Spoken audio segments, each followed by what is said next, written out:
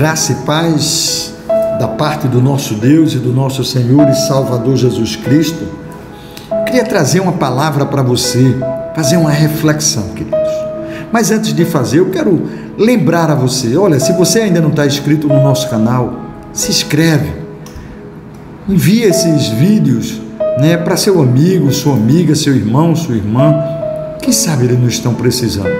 Faça isso, seja comigo um mensageiro do Evangelho da Paz, das boas novas de Cristo Jesus. Eu queria trazer um verso muito conhecido, a parábola do filho pródigo, algo que muitos conhecem, mas eu queria ler só um verso, já no finalzinho dele, quando diz assim, no verso 21, o filho lhe disse: Pai, pequei contra o céu e contra ti, não sou mais digno de ser chamado teu filho.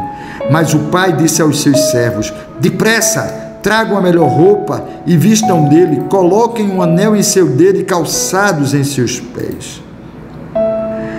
E o verso 31, já o último verso que diz, 31 e 32, que diz: disse o pai: meu filho, você está sempre comigo e tudo que eu tenho é seu.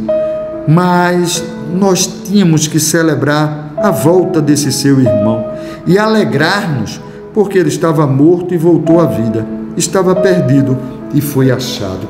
Querido, é muito interessante a história, porque a gente sempre pensa somente no filho pródigo, aquele que pegou tudo que tinha, pegou os seus haveres, sua herança, ainda com o seu pai em vida, e partiu para uma vida distante do pai, fazendo o que queria, mas depois ele viu que essa distância do pai não tinha muito futuro, não tinha êxito, não prosperava, e ele perdeu tudo, e ele volta, e foi exatamente aquele primeiro texto que eu li, ele reconhece e volta.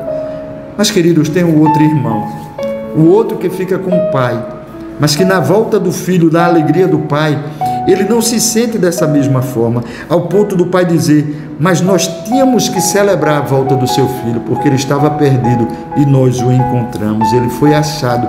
Queridos, como você tem se colocado diante de Deus, diante do seu pai? Porque é possível se perder mesmo estando na casa do pai.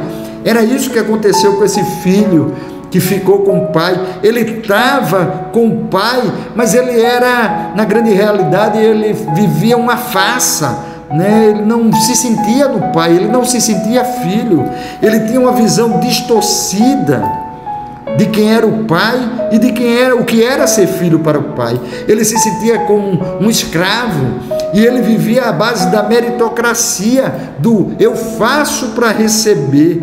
Na grande realidade, a gente pode entender como um filho mimado, era esse filho. Ele alimentou no seu coração mágoas terríveis. Ele diz: o tanto tempo eu te sirvo e o Senhor nunca me deu nada. Ele tinha tudo, mas não tinha nada. Ele guardou mágoa, arrancou, se sentia injustiçado. Ele tinha traumas, dores, pensamentos incertos. Então ele vivia na grande realidade de forma cruel. O que você tem pensado de Deus com relação a você? Você é aquele filho que parte ou aquele filho que fica, mas fica numa vida de mendigância espiritual, atrás de bênçãos e não do abençoador? O que é meu, e o que é seu.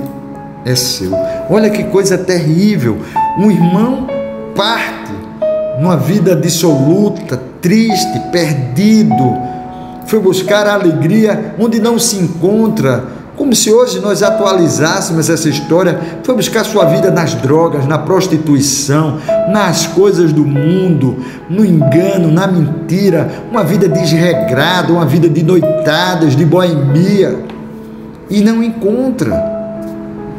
Gasta tudo e volta ao pai, mas é recebido de forma carinhosa, amorosa. Um pai que ao filho dizer: olha, pai, pequei contra ti, ele não levantou uma palavra sequer para repreender, ele simplesmente abraça aquele filho, dá um beijo, coloca nele um anel, dando o jargão da família, o abraça, dando segurança, coloca em seus pés uma sandália, simbolizando assim: olha, tem um novo caminho para você.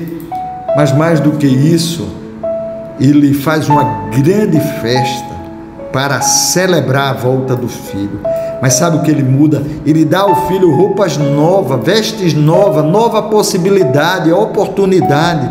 Mas, querido, o outro irmão não consegue perceber essa graça de pai. Ele olha para ele com raiva: pai, eu estou aqui sempre contigo e o Senhor nunca me deu nada. E o pai disse: filho, tudo que é meu é teu. Como você disse que eu não te dei nada? Então ele vivia com o pai, mas se sentia um escravo. Ele precisava merecer, meritocracia, não é isso. Deus vive conosco, é graça, o Pai da graça. Ele nos ama de forma incondicional porque Ele nos ama, e isso é fantástico. Não viva uma vida de mendigância espiritual, não viva assim, porque Deus já tem te dado muito, meu querido irmão, minha querida irmã. O nosso desafio é escrever o final dessa história. Filho mais moço ou filho mais velho? Quem nós somos diante de Deus? Aqueles que se arrependem e voltam arrependido? Ou aqueles que vivem o tempo todo, mas que se não reconhece filho e nem reconhece a paternidade? Quem você é? O filho pródigo ou o filho que está com o pai, mas que não estava com o pai? Pense nisso, querido. Faça essa leitura desse capítulo 15, do verso 8, aliás, do verso 11 até o verso 32 do Evangelho de Lucas. E você mesmo escreva o final dessa história. Filho mais moço ou filho mais velho?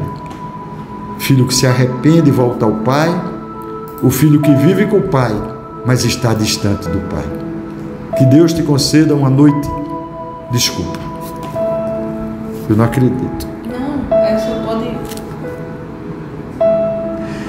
Que Deus te conceda um dia maravilhoso na presença do Pai, na graça do Pai, e que você entenda sempre que Ele te ama, independente de você estar longe ou estar presente, Ele continua te amando. Mas se você estiver distante, volte para a casa do Pai, que Ele está com os braços abertos e Ele vai festejar a tua volta. Mas se você está com o Pai, mas está se sentindo distante do Pai, renove, restaure esse tempo. De qualquer forma, fique com o Pai. Deus te abençoe, Deus te guarde, Deus te proteja, no nome de Jesus. Amém, amém, amém.